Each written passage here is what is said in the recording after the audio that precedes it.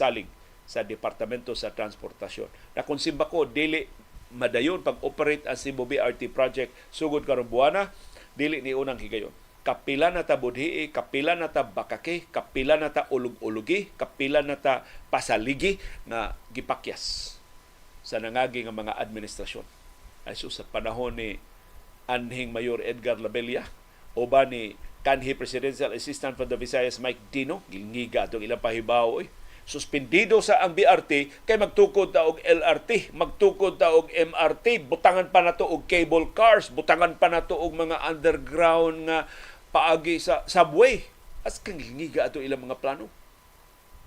But of course, hantod karon, istorya ra. Wa gyud gani detalye. Kung saos papatuman katong mga proyekto. Ang tuyo ra gyud nila ato pagsabotahe sa Cebu BRT. Kay kahibaw sila nga kung napatuman pa ang Cebu BRT atong 2016 atol sa administrasyon ni kanhi Presidente Rodrigo Duterte, ang tanang kredito maadto ni kanhi Mayor Tami Osmeña.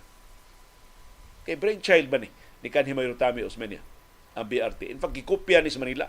Kanang BRT nga ilang ipatuman dito sa Manila, kinopya na sa konsepto nga gi-finalize ni kanhi Mayor Tami Osmeña para sa Cebu City. Human siyang obserbasyon dito sa Curitiba, sa Brazil, sa uban pa nga mga lugar, sa Colombia, uban pa mga lugar nga malampuson kayo na patuman ang Cebu, ang BRT, ang Bus Rapid Transit. Pero di lang nigikan sa Brazil o sa Colombia o sa ubang mga nasod sa Latin America. Doon na sa BRT ang Estados Unidos, doon ay BRT ang Japan, doon ay BRT ang China, doon ay BRT ang Canada, doon ay BRT, in fact, ang labing unang BRT na tukod diha sa Inglaterra. So, kining maong teknolohiya na pamatud-an ng epektibo.